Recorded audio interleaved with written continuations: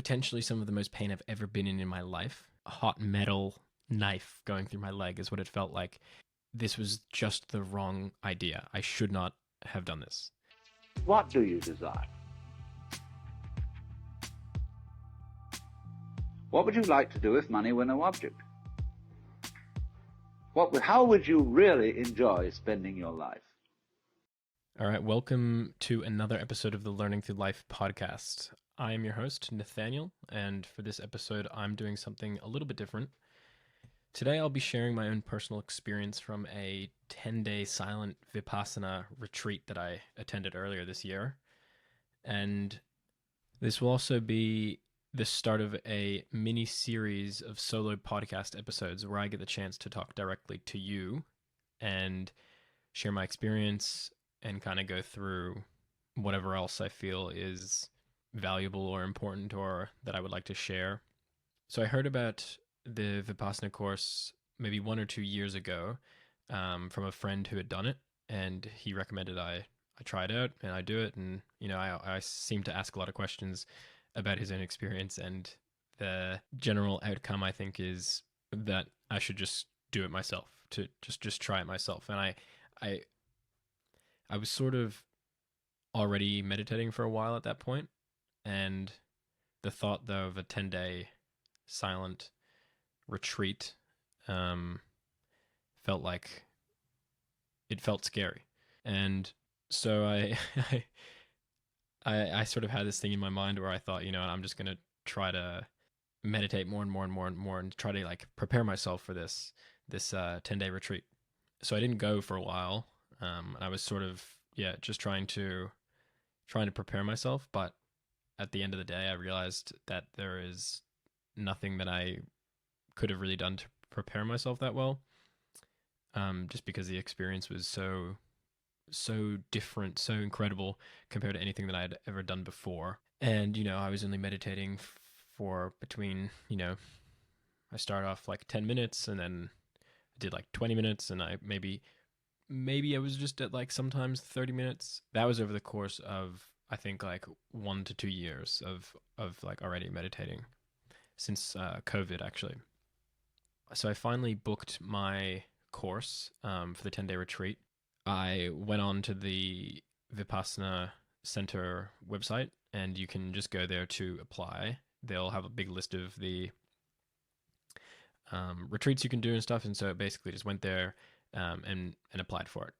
After a while, they get back to you, and I obviously got approved, and then from then on, I basically kind of just really tried to focus on my meditating before I went there, and I didn't really know what to expect. I was sort of like nervous and getting a little bit like antsy beforehand, like the weeks leading up to it. And, you know, you don't really want to wait for these kind of things. I feel like for me, I just wanted to like be there already and be there and start and not have this like time beforehand to be thinking about it. And my partner and I both attended the same course, and they separate the boys and girls, or men and women, and so you don't really see each other you don't see each other for the 10 days.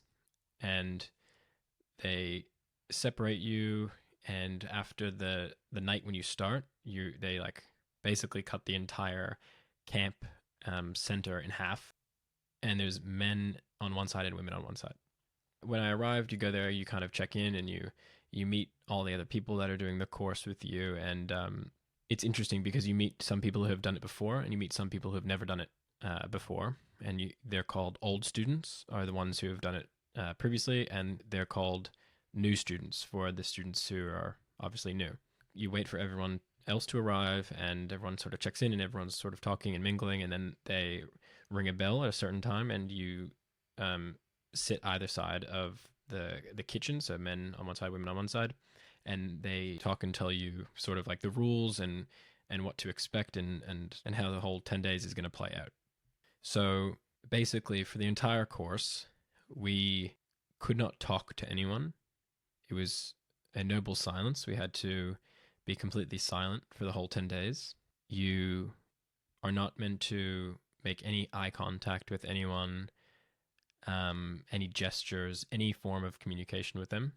They even said, while you go through the door, don't even hold the door open for people. It's supposed to be like a perfect replica of as if you were doing it completely alone and in complete isolation, because that's the way you get the most out of the experience.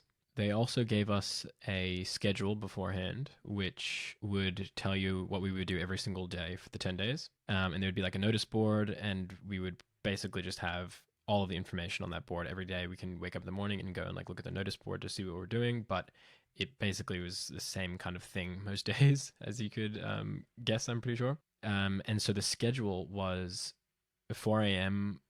there was a morning wake up bell, and then 4:30 to 6:30 a.m. there was a meditation in the hall or in your own room. Then at 6:30 till 8 a.m. We had a breakfast break. Then from 8 a.m. to 9 a.m. we had a group meditation in the hall that was required by everyone. And 9 a.m. till 11 a.m. was a meditation in the hall or in your own room. 11 a.m. to 12 noon was our lunch break. Then 12 noon to 1 p.m. was rest, and that's time that was given to us to either rest alone, go for like a walk. There was nature. There was a lot of like nature walks and paths to follow in and around the area, which was really beautiful environment. And in that time, you could also go and talk to the teacher. So there was a teacher for my course. I think normally there's two, one for men and one for women, but for mine we only had one.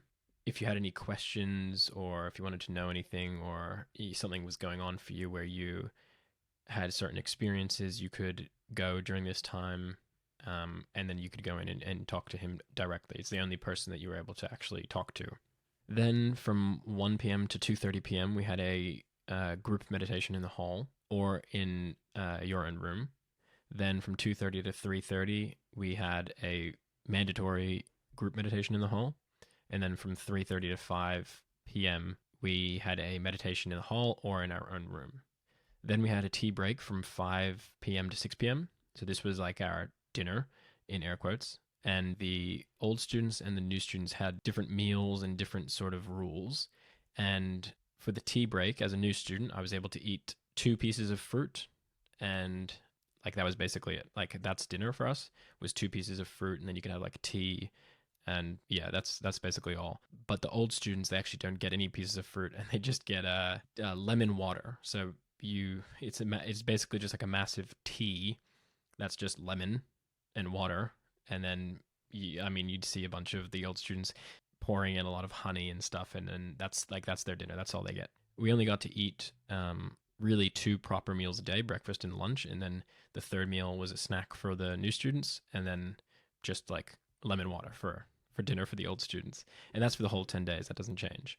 Then from 6 p.m. to 7 p.m. there's a group meditation in the hall. And then from 7 to 8:15 p.m. there's a teacher's discourse in the hall. And this was really good. This was something to look forward to, really, at the end of every single day. It was extremely tiring and extremely difficult throughout the day. And when you made it to this 7 p.m. discourse, they would basically have the meditation hall, and they would play a recorded video of SN Goenka, who's the teacher who started the Vipassana centers and was the main teacher. And it can go sometimes from 45 minutes, sometimes to an hour. And we would basically just sort of have blankets and sit down in our little sections or little areas and watch this discourse, watch this video. And they answered a lot of questions that you might have had come up throughout the day, and it was really great. Then after that finished, we had a 8:15 to 9 p.m. group meditation in the hall to finish off the night. And from there, we was just like straight to bed or shower in bed or whatever kind of routine you ended up finding yourself in. Or you could also question the teacher in the hall and have some more final questions at the end of the discourse. So that's basically the schedule of how the days went by. And if we take a step back and look at like the entire course, it was sort of broken up into the start, which is the first, I think it's 3 to 4 days, and you're practicing one part of the technique, and then the remaining six-ish days, you are practicing the second sort of step, which is the actual Vipassana meditation technique. And as the days went on, they would teach you more and more parts of the technique. So the days leading up to it were really quite nervous. I don't know if anxious is the right word for it, but like very eager and very antsy to start, and just really a little bit weird, like didn't know what to expect. It was very strange to be logically thinking to myself that I'm going to this random camp type center where the men have the shared bedrooms and the women have their shared bedrooms, and I have no idea who these people are going to be. I have really no idea what I'm about to be doing, but all I know that is that I've signed up for 10 nights and 11 days of learning how to practice a certain type of meditation. So the days leading up to it were very strange. When I got there, it was getting almost like stranger and stranger, and I felt more and more like I was unsure about this, and I was not really confident that I would be able to even do the 10 days. I felt very like, I don't know, just when I like, weird. And I don't know, it felt a little bit even scary when I went into it, just thinking about like what this really is and how long 11 days is. And it was scary. Like it is long. It is a long time. A week is a pretty long time, but add a 3 to 4 more days onto that, and it's a very long time. So the first 3 days are really just focusing on your breath and honing in and narrowing in your awareness and sharpening your awareness so you can feel the most subtlest sensations on your body and on around your nose. And it's very interesting because as you do it and you continue to focus and you find yourself getting lost in thought or wandering off thinking about other stuff, but you keep coming back to this, and it's the constant hammering in of doing the same thing that really heightens your senses to your experience. And so you sort of just sit and you're focusing on your breath, and you're going throughout the day. And the first several days were really just trying to focus on your breath and finding a comfortable sitting position. I tried out a bunch of different seating positions, and we're meditating from 2 hours to 1.5 hours to 1 hour, and with very short breaks in between. So the first several days we were still finding like my seat and my comfortable seating position. And initially what I experienced was during the day it was fine. The meditations were okay. The day was quite fine. It was actually quite good for me. But what happened was, for the first few days, as soon as it sort of got to like twilight and we had our afternoon tea, I would start feeling really weird. I have a vivid memory of the routine that I had after my days. Sort of like after tea, we would go and eat. I'd drink a tea and then kind of like look at the sunset on the hill and then go to the bathroom. And as I would be in the bathroom, I would just be thinking to myself like, oh my God, what am I doing? Like, what am I doing here? It's just like I felt so lonely, and I felt so like this was just the wrong idea. I should not have done this. And it kept coming up, and I just felt really kind of like alone and worried and sort of scared that I don't know why, but it really made me grateful for like my friends and my family and my just like everyone that I sort of have in my life. And when you're so alone, it's really interesting because when you're so alone and you can't talk and you can't look at someone, you can't gesture to anyone, it kind of makes you feel very isolated from everything and isolated from the world. And it's just you and yourself. That's all there is. It's just you and your mind in there every single day. And there's like no escape routes. And I guess what I find is that we typically are very distracted all the time and wouldn't be so attentive to our mind and our thoughts and our thinking patterns. But when you're here in this moment at a 10-day silent retreat where it's just you and yourself, it really heightens that sense of isolation and being alone. And it is quite scary. For me, it was, at least, but only at night. So only as it was getting dark. And I don't know what that was or why. I've never really been a fan of Twilight in particular, so maybe that has something to do with it. But that's like my first 3 days experience is go throughout the day, wake up, meditate, eat, watch, watch some birds, go for walks in nature, enjoy the sunshine, enjoy the rain or the coldness outside, and then come dinner time and nighttime, it was just a bit like weird and alone and isolating.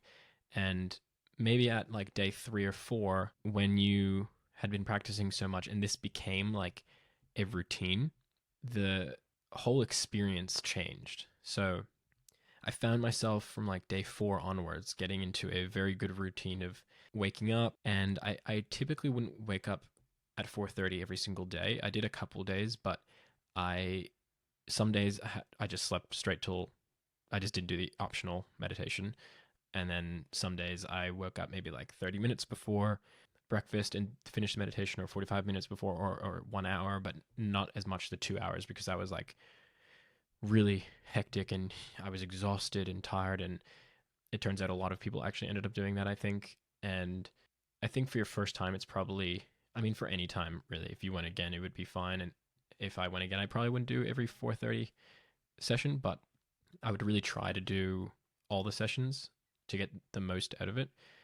But I think the first Vipassana experience is a little bit just like figuring out what it is and like learning about it and like understanding it, and then just like testing it for yourself. And I got into this same routine every single day.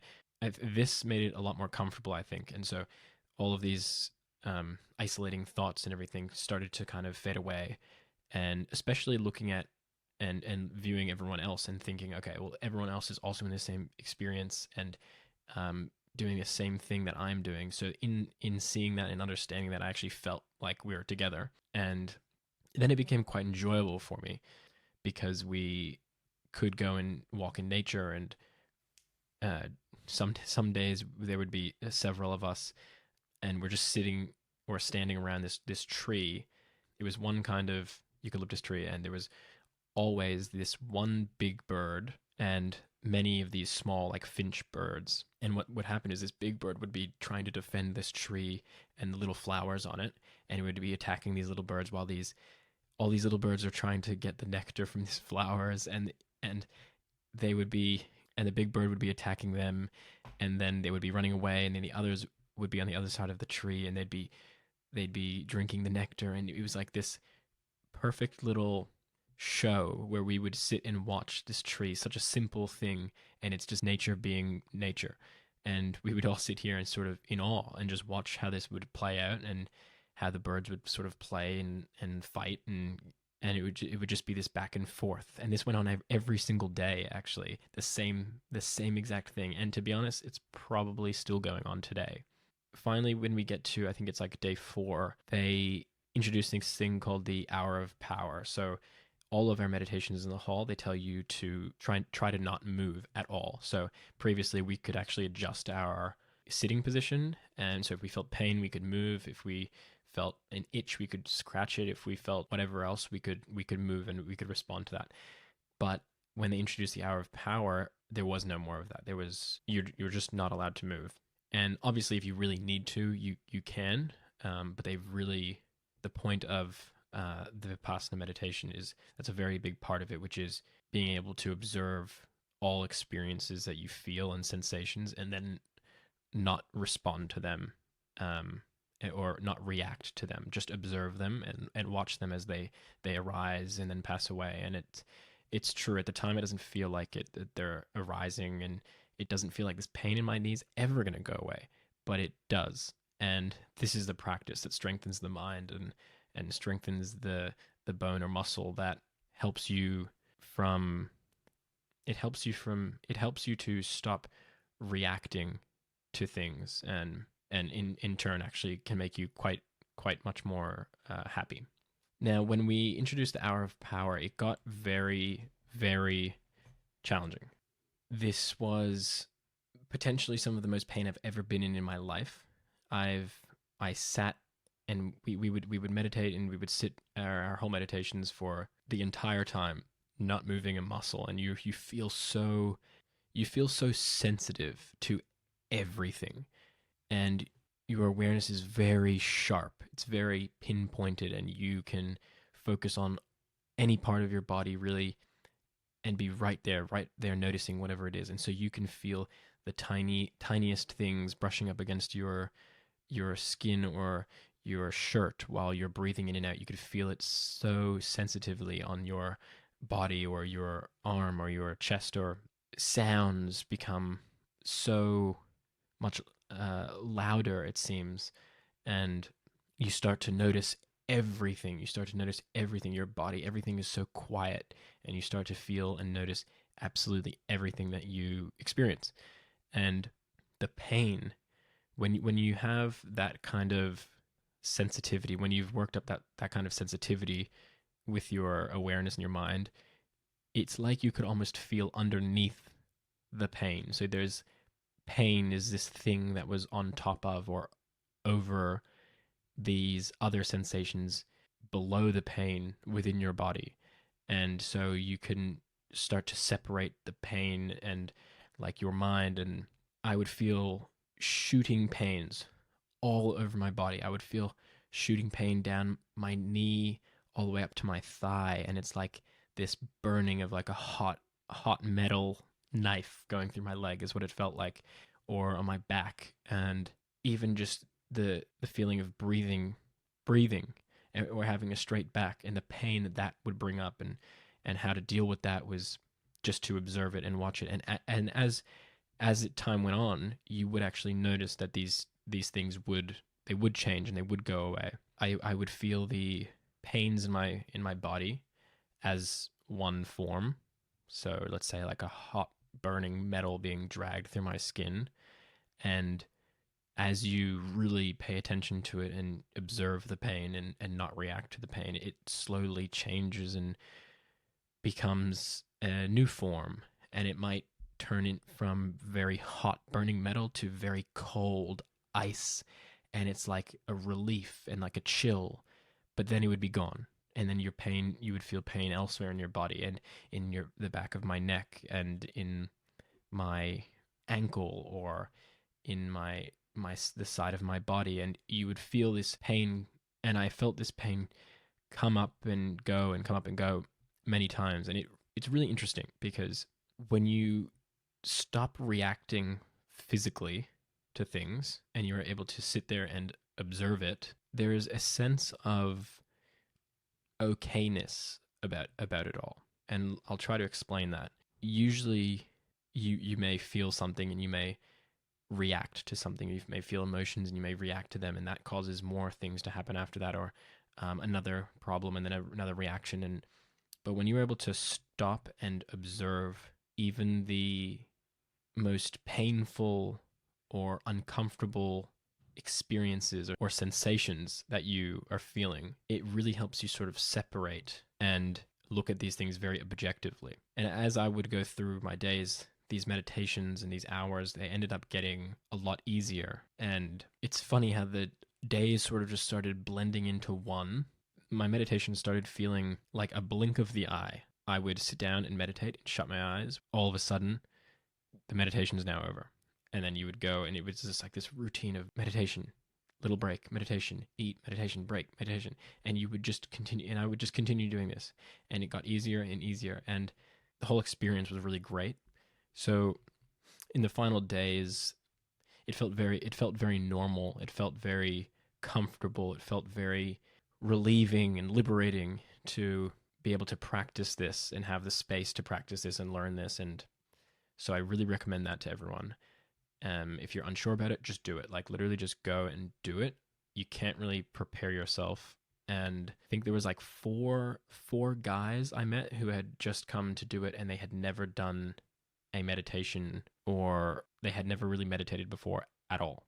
The overall experience for me was very interesting in terms of the way this all made me actually feel. And it felt like I was like bubbling, or it felt like my body was static. And that just was like this point in experience where you would just sit and pay attention to that. And I would have this underlying bubbling, staticky sensation at the deepest core of my body. And on top of that were other sensations like pain and an itch, or the feeling of clothing, or the coldness, the cold air, or the breath. And there was like these layers. And it's like when you go into this retreat, you really go as deep as you can. And I think it's more of like a, like, that's obviously not the deepest that anyone could go and meditate or whatever, but it's the start of learning how to do that. And I plan to do another one, and I imagine it's only going to be just more and more of a practice, and learning how to go deeper and deeper and be more and more present in that kind of feeling and experience. So the 10 days came to a close, and that was very exciting. The final day comes, and after lunch, we could start talking to people. And just being able to talk was so relieving. And when we finished, it was just so awesome that we could reconnect with people, because it felt so isolating at the start, and then you kind of get used to it. But then at the end, it's like, oh, hello world, you're here. Like, wow. At the end, they do ask you to also donate if you have the money, but if not, they really don't. They really don't push it at all. They actually would prefer you donate your time to go and be a server there. So it's completely free, and they have servers who apply to do it, and they're basically just students or past students. So now I'm gonna hopefully go and try to serve next year in early January, and it's free. I just go there. I don't get anything in return, but what I get is the satisfaction of helping people experience their first Vipassana, and helping people just have that opportunity to discover more about themselves and about the practice. It's really interesting. I think you sort of go into this thing in this you're going into this uncertainty, and you have no idea what it's really going to be like. And it ends up, for me at least, it ended up being an absolutely amazing experience, and something that I would recommend every single person do in their life, and that I'm going to be doing multiple times in my life, because I understand the impact and influence it can have on you and your well-being and the way you look at the world. So something I sort of understood and learned from this whole experience is how going into the uncertainty and figuring out a way to make that uncertainty comfortable, and find all of the ways in that uncertainty and in those maybe scared or anxious or nervous emotions or feelings, find the comfortable spot in all of that, and learn to be comfortable with being uncomfortable. And at the same time, I think I learned and picked up that while I was isolated from all of this stuff, and while I was completely alone, I found a lot of gratitude for my family and people around me. And so I started the amount of gratitude that I had towards everything just became much greater, much higher. But most importantly, I think that there was a level of gratitude for myself, where I felt really good in the fact that I was able to do this, and I knew that I could do this, and I supported myself, and I was able to be there for myself, which is a very important thing that we all need to be able to learn how to do. And yeah, it made it very clear to me that being able to have yourself, being able to support yourself and know that you can be there for yourself, is massive takeaway for me for that experience. And I'm sure many other people have experienced this, but this is just my own personal experience and my own sort of key takeaway. And the whole thing was really challenging. It was started off scary and isolated and uncertain, and ended up being a beautiful experience, which allowed me to create a way better relationship with myself, have a better understanding of myself, have a better feeling and knowing that I am going to be okay with all sorts of situations. And if I'm ever feeling alone or down or in some sort of challenged state, that I know that I've got my back. I've got my back. And this whole experience is really just the start of an enormous, lifelong path or journey, or whatever it is that you want to call it. But it is really the start and the eye-opening part of creating that relationship with yourself and learning how to develop the relationship with yourself. Because at least for me, I don't want to just have a relationship with myself and then like be aware of the relationship with myself. I want to be able to have the relationship with myself, be aware of it, and also at the same time be constantly iterating and evolving it and improving it and developing it and learning about strengths and weaknesses and just being all about creating that really impactful, positive relationship with myself, because that's the key. I find is the better your relationship with yourself, the better that you can impact other people, and then it's sort of just like this ripple effect. And at the end of the day, all we've really got is ourselves. So when we die, it's just me and me and I. And yeah, I did also want to go over maybe like some of the maybe like what was the most challenging part of the entire experience. The most challenging part of the entire experience was probably the pain, the initial pain, and dealing with the pain initially. There was a few days where it was very, very difficult. But once I got past those days, it was absolutely amazing. Thank you so much for listening to my experience of my 10-day Vipassana. It was quite a challenging thing to do for me right now. I think just to talk about this in a way that felt like as authentic as it could, and just to the camera and being like alone in my room was kind of weird. But I appreciate taking the time to listen to this, and I hope you enjoyed it. So if you do have any other questions, I would love to answer them. So you can find me on my channels. The links will be in the description. But yeah, please, I would love for everyone that hears this to try a Vipassana course themselves, and let me know how you went.